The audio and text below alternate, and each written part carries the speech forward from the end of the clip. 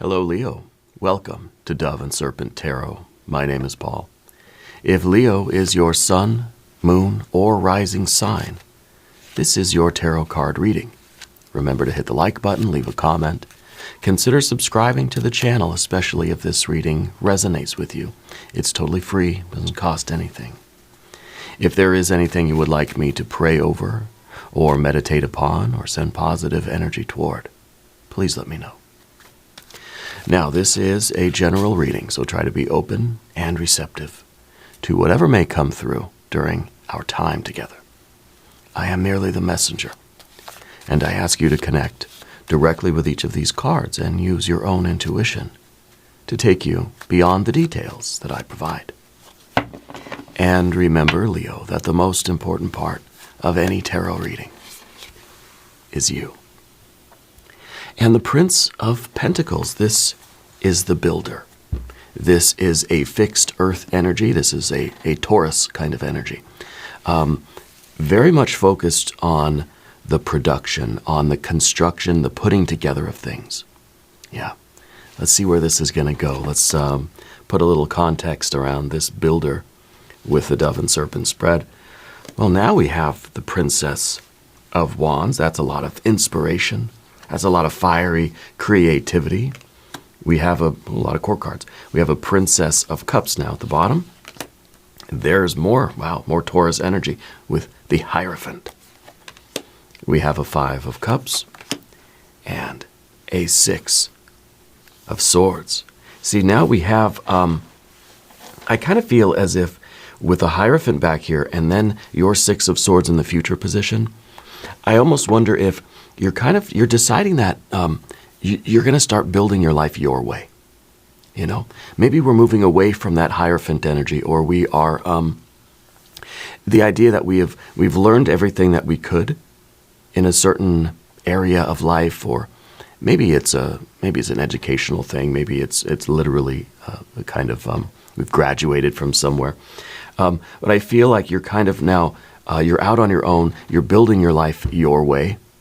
You're taking everything that you've learned with you, but you're making your own plan. Yeah, I like that. Let's keep going here. Path of the Serpent. We have a 3 of Swords. We've got the Fool. We have a 6 of Wands and a Knight of Cups.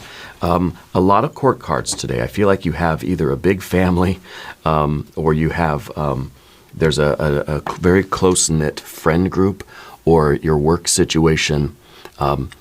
There's a lot of very, very close personal people there. Yeah. I feel there's a lot of people around you. I also feel there's a younger male energy in your life somewhere. Maybe somebody that has passed, but maybe not. I'm getting a V for a name. I don't know, Victor or something along those lines. Okay. Let's select our mystery card, bonus card, confirmation card. This is a random card from the Smith-Waite Tarot, and we're just going to set it down right over here with Bellschnickel right on top, cheer or fear. Bellschnickel is here. We're not going to look at that card until the end, but if you have at any point during this reading a hunch about that card, please leave something down in the comments. Leave your prediction down there. Okay. Let's take a look around at the room here. We see 2 major arcana energies. We see the Hierophant and the Fool. This is strict adherence to the way things ought to be, the way things have been taught to you, the way you've learned. This is history, culture, this is society, this is our upbringing, these are our parents, these are our institutions, this is our school, right? This is our elementary school, this is our high school.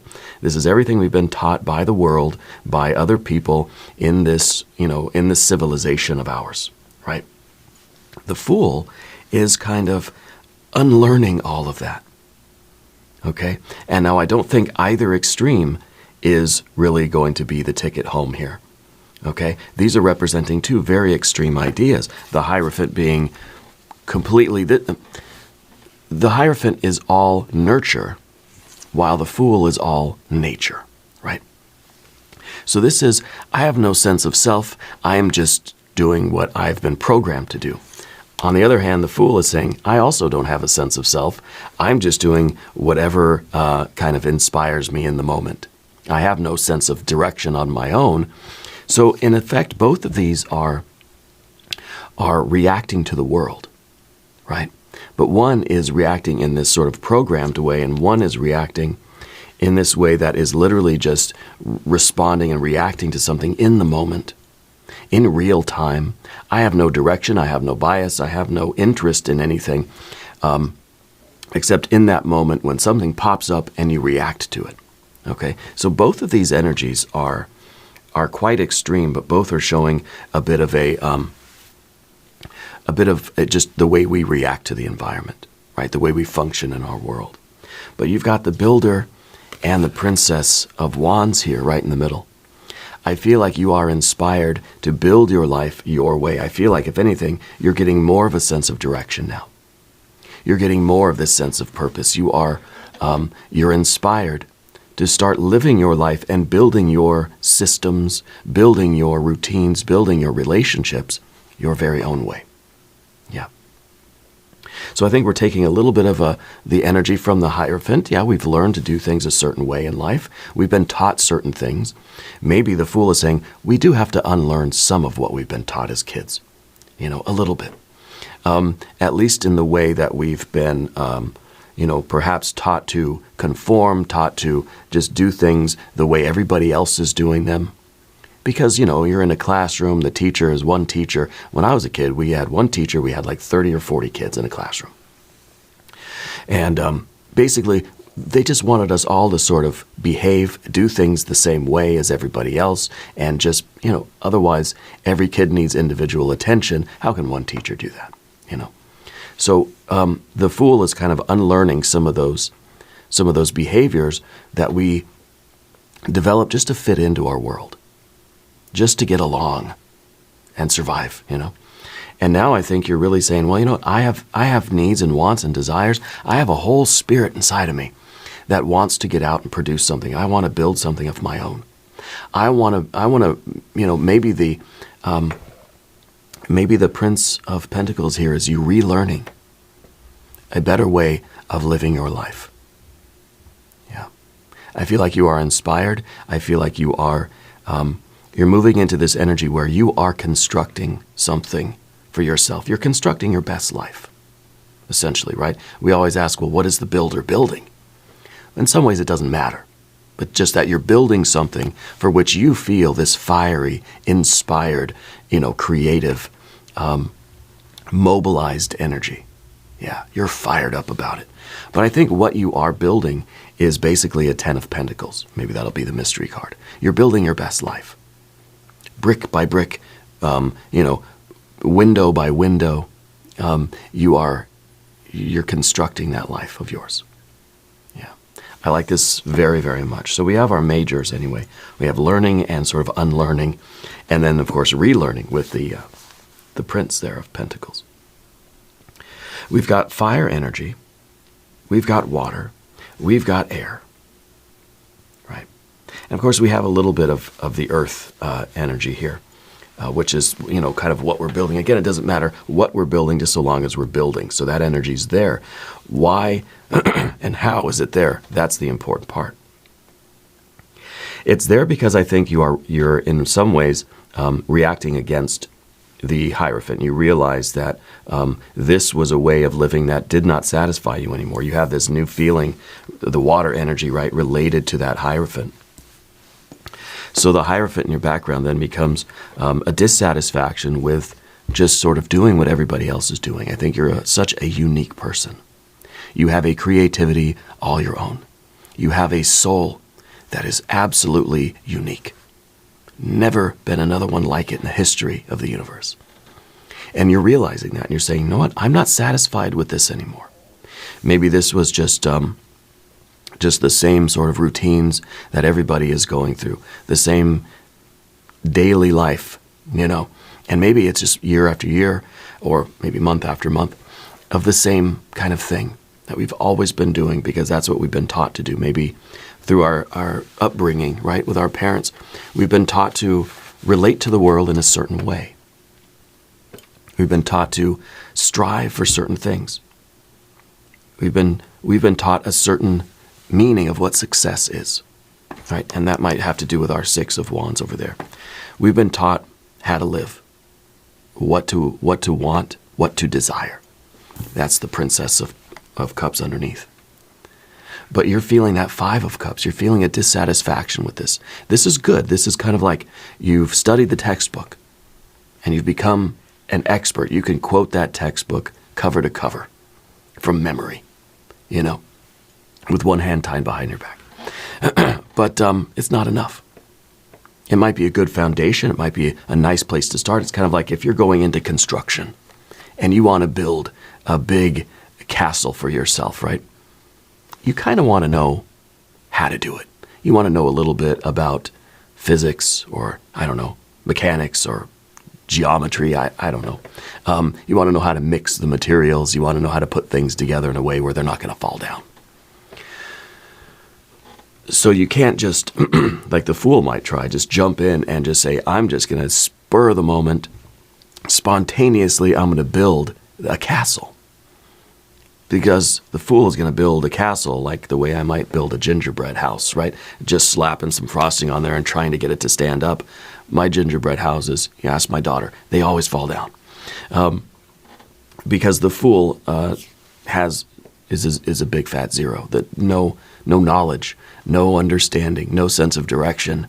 This is completely, we've unlearned everything. We are a blank slate again, right?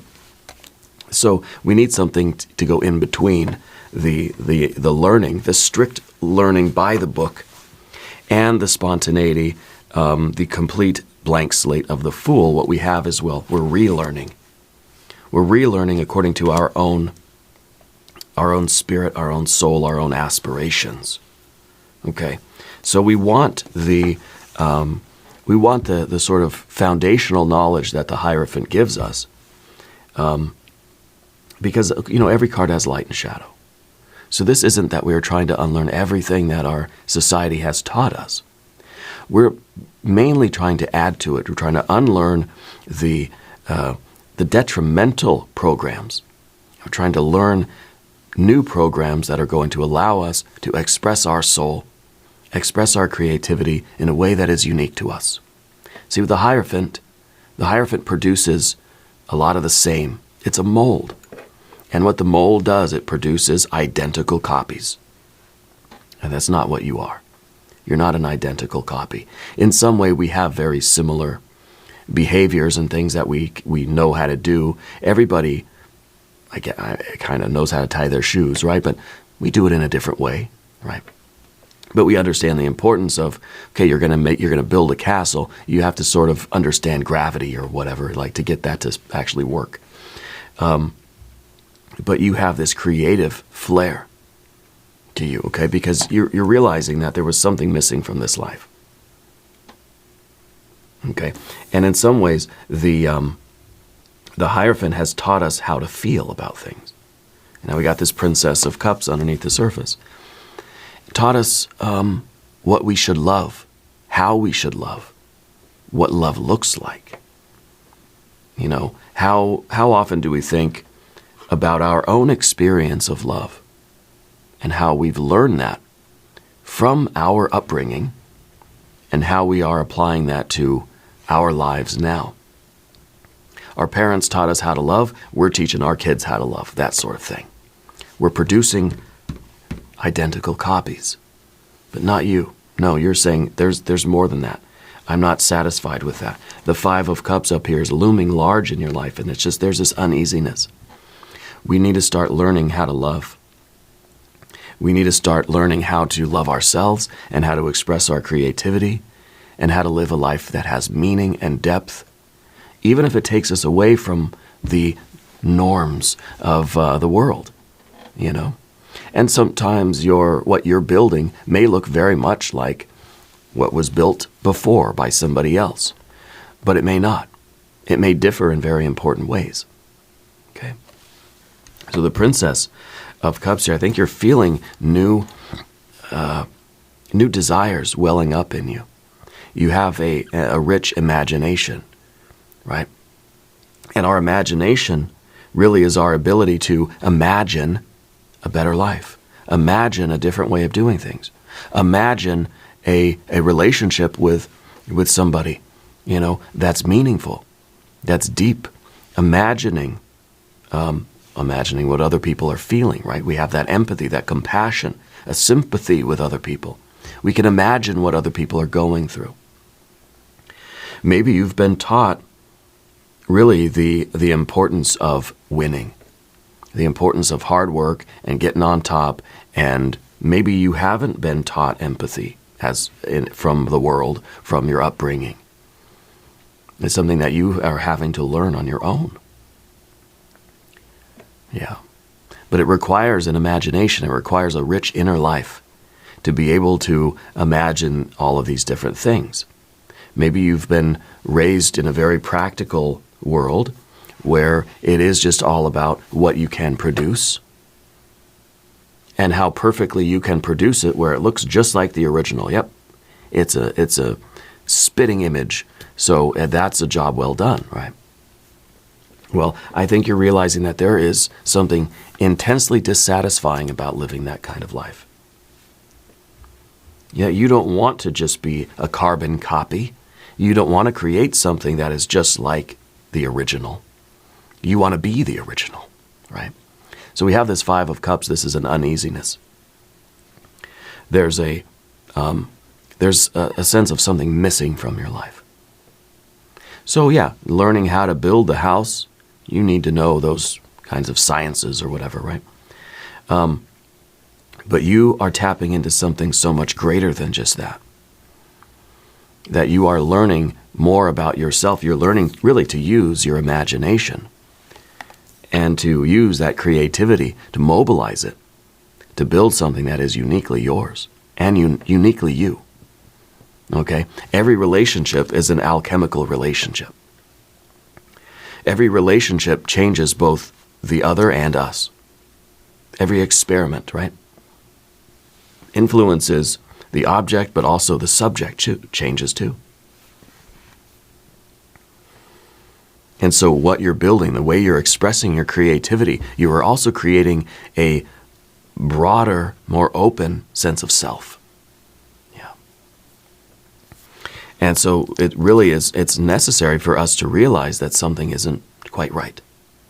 Something's wrong, right? Something's not quite right. To quote Jim Morrison. So without this feeling, there's no change. This is the feeling that something needs to change. It's a 5, right? And the 5s are all about change. The way we feel is changing, right? And that feeling change is inspiring us to change something in the world, in ourselves, in the world. We realize that something has to change. And I think we feel that change coming. Yeah.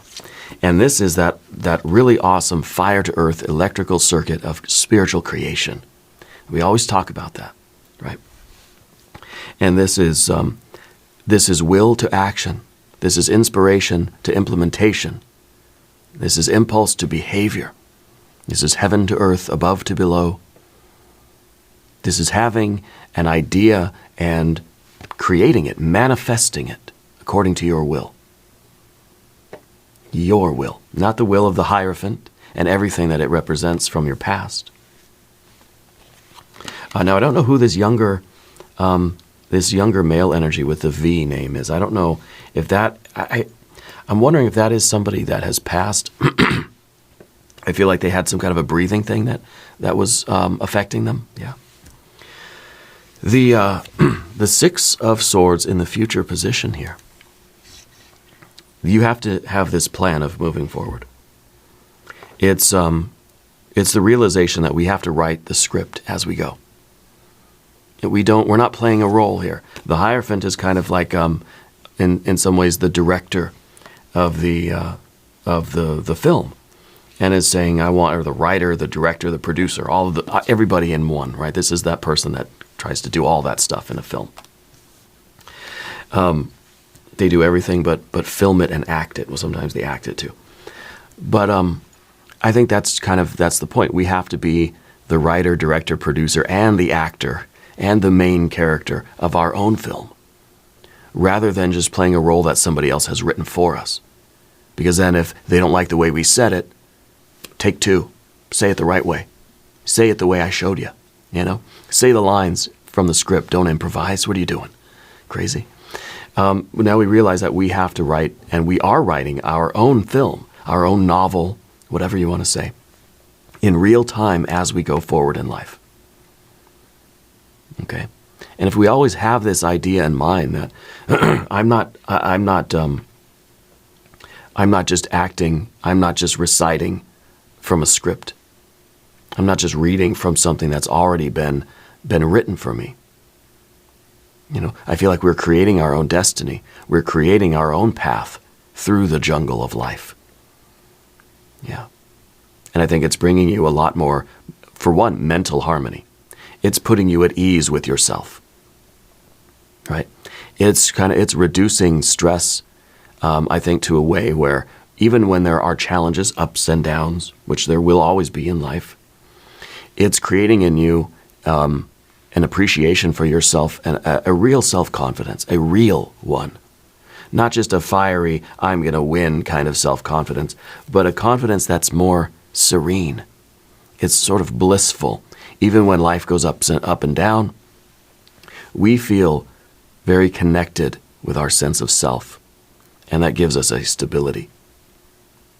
Okay, I think this is very good energy for you. I really do like this. I would recommend that you watch the Taurus reading that we just did, because there's a strong Taurus connection here too. That might be the younger energy too, might be a Taurus person. I don't know if it's a sibling. I don't know who that person is. But let's move to the path of the serpent. And as we do this, I would like to ask for your subscription. If you haven't subscribed yet, please do. It is totally free. And leave a comment. Let me know where in the world you're watching from. So we start now with your general energy, this Three of Swords. Three of Swords is, first and foremost, it's a recognition, it's one of the Buddhist sort of tenets, right?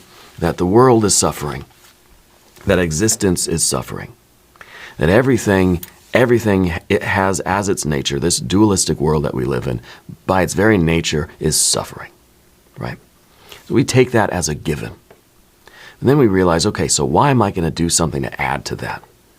Well, suffering's already there. It doesn't need me to make more of it. So what do I need to do to try to alleviate some of this? Right? That's the idea, that right work. We're going to try to alleviate the suffering. So a lot of the Three of Swords energy is about the memory.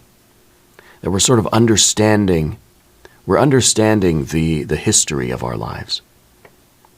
Okay, this is the function of memory, and memory can be aimed at the past, and we can feel very bad about the past. That the past will haunt us. That's kind of what this card is, you know. Bad things that happen to us in our history, they haunt us, don't they? But we could also use this, the function of memory, to acknowledge what those ghosts are from our past, what those things are that have been haunting us. Okay, which is, of course, why we feel a Five of Cups. We recognize what those things are, and then we're able to sort of take their power and put that power into something else, to build something else, build other systems in our lives. It's kind of like if we didn't have what we needed as a child, we're going to make sure we create that now and have that now, rather than being haunted by that in a way that we don't really know what the ghost is that's been following us for our whole life. Now we recognize it, and we can take that energy and we can create those things in our life that we maybe never had. And we can take the power away from those old, it's kind of like in a computer system, right? That, you know, this is a program that's stuck in your resonant memory. It's a process that's running, it's taking a lot of CPU bandwidth or whatever. We can take that and we can kill that program, or at least background it, right? Stop it from running, and we can put that energy into better systems, into some program that we really are trying to run, one that we've written ourselves, right? And that's kind of what the Six of Swords is. These are the programs that we are trying to write and run in real time. Yeah. So the Three, I think it's a good general energy to have, because it's a recognition that that we have the power to control our thoughts. That if we understand the past, we understand why we felt the way we felt in life, now we can do something about it.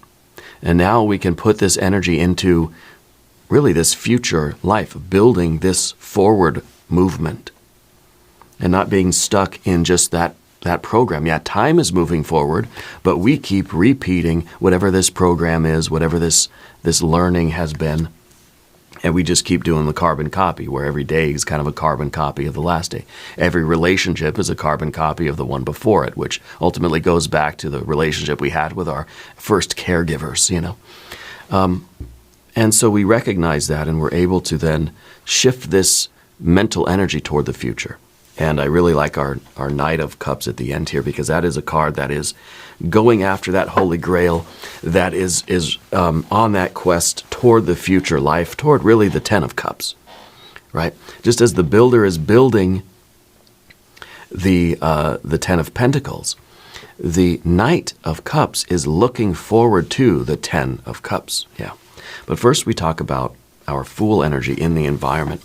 I think in terms of your relationship with other people, your relationship with the environment, you're trying to have relationships that inspire you, for one thing.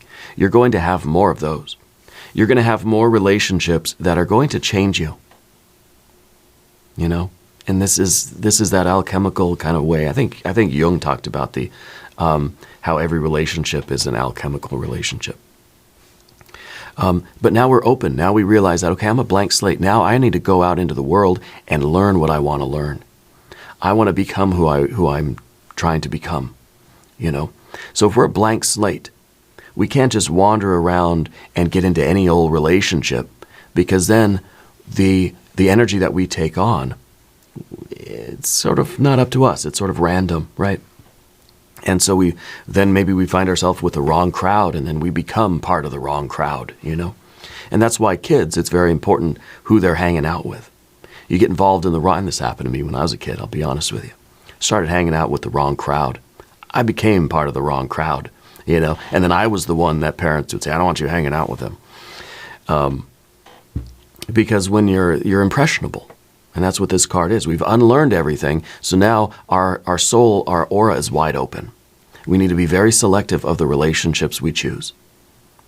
We want to surround ourselves with people that will inspire us, that will help us to grow, that will encourage us. We really want those Two of Cups kind of relationships. Yeah. We want to be very, very picky about who we spend our time with and what we relate to. Just even on YouTube, there are so many millions of videos on YouTube. Be selective. Don't just let your autoplay, go through whatever the algorithm has for you. Be intentional. Build your own playlist, of what you want. It's kind of like when you're doing a music playlist. That's why I don't like listening to the radio, because then whatever song comes on, that's what we absorb, and that's okay. I don't want that energy right now. You build your own playlist of the energy that you want to create in yourself, the mood you want, for instance. But it's the same thing with everything. The food everything is food. And if you are hungry, if your stomach is empty, whatever food is there, it's going to eat. Whatever you give it, it's going to digest. Right? When your aura is open, whatever energy is in front of it, it's going to absorb. So in this moment, I think your aura is very, very open. Your mind is very open. Your heart is very open. Be selective. That's where our Six of Swords comes in.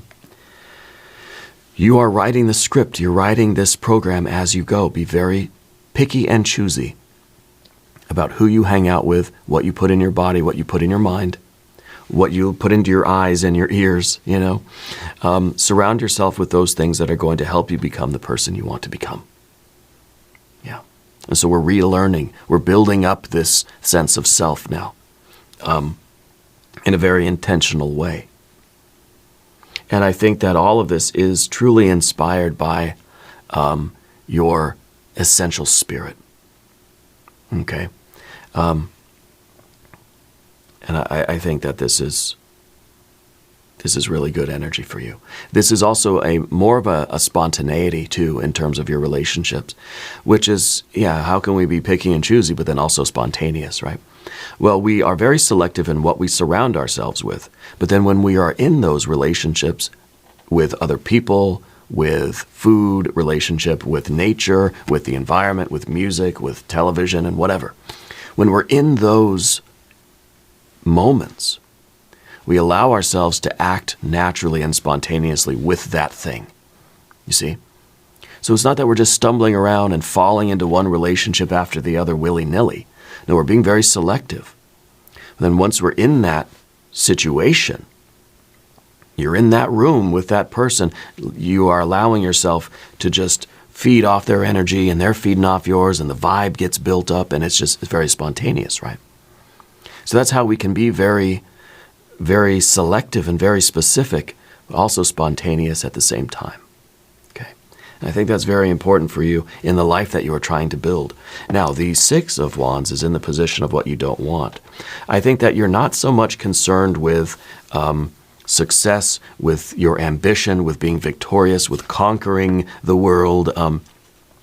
I think that you're very you're financially mindful, and I think that I think you're going to do very well in terms of your financial situation, whether it's a work or career or a vocation or whatever you do. I think your financial situation is going to be fine, but you're getting out of this program of needing to win, needing to be the best, right? Because that kind of puts us in this laser focus, narrow vision of things. And it's just like, I got to get to the top faster than anybody else, right? So we have that sort of tunnel vision. It's a very narrow aperture that we can see. But I think what you're doing is you're sort of widening that aperture. You're taking in more of the moment. You're taking in more of the environment that you're in. You're appreciating context, right? More than content. And this doesn't mean that you're not going to accomplish your goals. This doesn't mean that you don't want to win, but you're not really into that competition. I think that it's being goal-oriented is sort of taking a background seat for you right now. Okay, I think we're more into what kind of person am I growing into? What am I really building in my life? And so sometimes with the Six of Wands, we're comparing ourselves to other people and thinking, I better work harder and get to the mountain, the higher mountain, the faster than my neighbors, And I think you're not really worried so much about that. And maybe this is part of what we are unlearning. Maybe this was a very, very ambitious, goal-oriented kind of upbringing. And I think now we're maybe focused on other things, focused more on the love, on the connection, on the relationship, that alchemical relationship that we have with the world. How is what I'm doing changing the world, but also how am I changing through that as well? Through that exchange of energy, am I building the life I want, and am I becoming the person I want to become? Okay. And we see the Knight of Cups there at the end. And this is somebody who is all about the giving and the receiving of love and affection. This is that card of that alchemical exchange. This is the card of somebody that's on a quest for their holy grail, right? This is someone who is aware of their effect on the world and how the world is affecting them. This is you looking at that Ten of Cups and thinking, I'm building my Ten of Pentacles, yes, building the best life.